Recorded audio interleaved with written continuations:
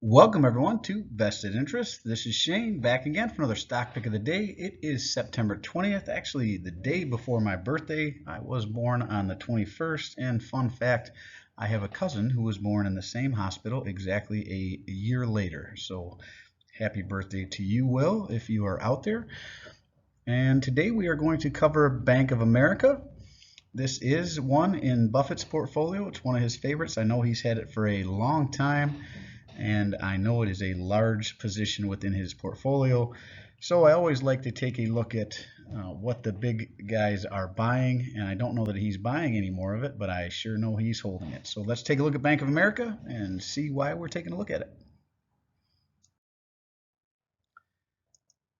So Bank of America is in the financial sector, ticker BAC, guided by our clients' goals from saving for a down payment on a major purchase to planning for and living in retirement to funding a college education. People make dozens of financial decisions every day. At Bank of America, we are committed to ensuring our policies, products, and programs all align to our purpose of making financial lives better for those we serve. We have done this in part by creating simple, safe, transparent, and easy-to-use financial solutions that give people greater control of their finances. When individuals feel financially secure and are able to achieve their financial goals, communities are made stronger. So, put simply, they are a bank. They are a bank for individuals, for institutions, for large businesses. They do retirement planning. They do, your regular banking. So, very large bank in America. And if you want to know more about them, bankofamerica.com is their homepage where I pulled this information. You can see some of the products that they offer. And here is really why we're looking at them. They were down 1.5% on the day, closed out the day September 20th at $34.17. Again, we are talking about Bank of America Corporation, ticker BAC, out of the financial sector. 52-week range as low as $29.67, as high as $50.11. So definitely closer to that 52-week low, even though they do have a little bit further to fall if they were to hit that 52-week low. Volume, it looks like their average volume, they're down a little bit on the day. 39 million is their average. They're at 29, a little over. Market cap of 274.564 billion. So again, very large bank. Beta of 1.38, so it is more volatile than the overall market. You can clearly see that volatility throughout the day, but you can also clearly see a downtrend here. PE ratio of 10.68. For banks, we want to look at price to book, so we want to go into their financials. If you've seen any of my other videos, you've seen me walk through the financials in other companies. Go ahead and jump in there and you'll see their price to book, and you want a price to book at or below 1. Below 1 speaks to below value, and anything above 1 speaks to above value. Depending on how far above 1, that would tell you how far overvalued they may be. Earnings per share coming in at $3.20. They do have an earnings date of October 17th, 2022. So if you're interested in seeing their earnings, go ahead and check that out. I don't really look at that, but some people do. For dividend, 88 cents paid out on the year. They do pay out quarterly, so divide by 4. And their dividend yield is 2.54%, which is higher than the overall market. Their last ex-dividend date was September 1st. And according to Yahoo Finance, where I pulled this information, not affiliated, just where I like to look for some information, they have a one-year target estimate of $42.07 per share. Now we'll jump over to look at stockanalysis.com, another site I like to look at, not affiliated with.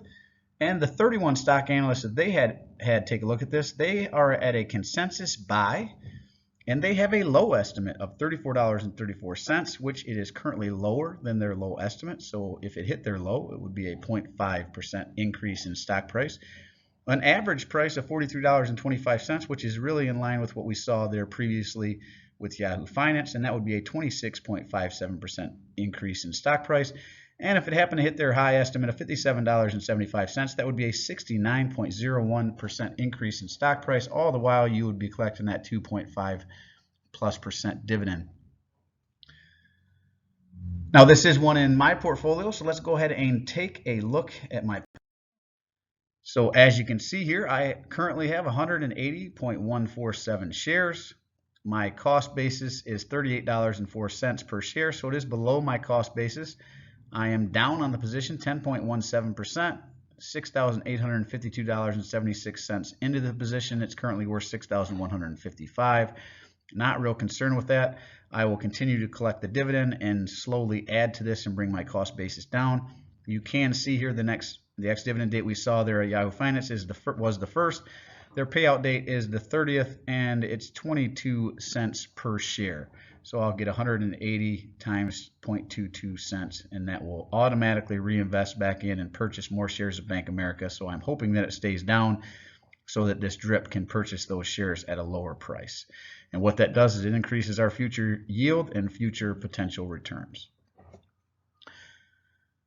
So to me, I like discounts. I don't mind when stocks go red. I know some people freak out and want to sell, get scared, think, the sky is falling. But personally, I don't mind a sale. So as these sales come in, I will look to add to my positions, increasing my ownership, increasing my future returns, and increasing my dividend yield along the way. If you've done your research and are investing in good companies, you should feel comfortable enough to do the same. But again, always do your own research. Don't listen to some guy on YouTube and buy what I buy just because I say it's a buy or say it may be a buy. I may have a different time horizon. I may have a different investing strategy than you altogether. You may not even like financial stocks like Bank of America, even though it's in my position. Again, always do your own research. And as always, I appreciate you stopping by. If you haven't done so already, don't forget to show me some love. Hit that thumbs up, ring the notification bell, subscribe to the channel, drop a comment down below. Let me know what you think of Bank of America. What other stocks in the financial sector do you have in your portfolio, or do you think that might be worth a look? I do personally read and respond to the comments. I'm always interested to read your questions, opinions, suggestions for future topics, or constructive criticism. Go ahead and drop it all down below in the comment section. And this is Shane signing off, wishing peace and prosperity to you and yours. And remember, financial security comes to those who take a vested interest. Thanks for stopping by. We'll see you in the next one. I hope you're having a great week.